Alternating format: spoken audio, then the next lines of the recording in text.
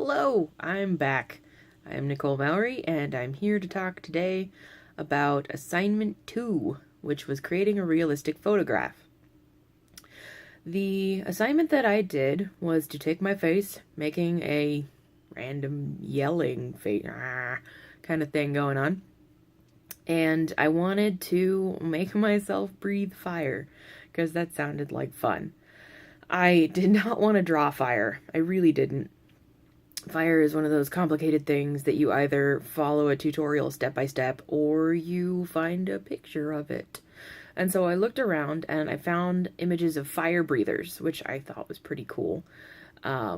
It's not the ideal illustration fire shape, but it's the shape that fire takes when you breathe it, apparently. So what I did in Photoshop was I took the picture of me and then I lassoed out the fire that I liked. You can see in the images that I had that there were 3 different pictures of fire, basically beginning, middle, and end of his fire breathing stint. And when I lassoed the fire out, I then moved it around using the transform tool to have it in the location that I wanted it to be in. So I had the basic layout for what I wanted to do, but then it just looked like I'd pasted fire on my face. Some other things that I did during that adventure was I played with layer styles. I probably used a lot of multiply, to be perfectly honest. It's been a little bit since I did that assignment. I'm catching up on a lot of late work right now. Probably used multiply. I am a huge fan of multiply. I've used that for many, many years. And I made the background black. I took the picture of me right here where I'm talking right now. So it was very bright, very white.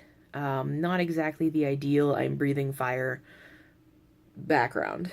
So I inversed the background, I cleaned up around me, and then I decided to sort of blend me into it a little more, so it's more like I'm coming out of the shadows breathing fire at you.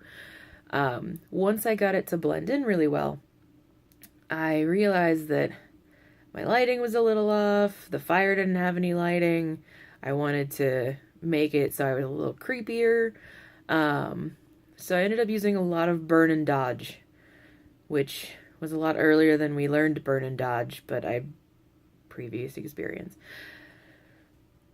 So I burned and dodged my face a lot. Something I know about dodging is that if you dodge red, which we have a lot of in our faces, it tends to do this weird blown out bright pink sort of thing instead of dodging appropriately. So you have to be really careful dodging on red. I did use the brush tool and add some highlights and colors into it. I basically just kept working burn and dodge and the brush tool over my face until I had a look I was satisfied with. I made my eyes really creepy because maybe I'm a dragon. Nobody knows. And then I made sure that there were highlights where the fire was. It looked like the fire had a source in my mouth. And then I was pretty happy with it, and it was done. Things I think could be more successful. I may have gone a little overboard with the burn and the dodge. It looks a little more cartoony than a realistic photo would look. But I also think that that's okay. It looked satisfactory to me as what I wanted it to be, me breathing fire. I mean, I wouldn't necessarily assume that it was a real person breathing fire.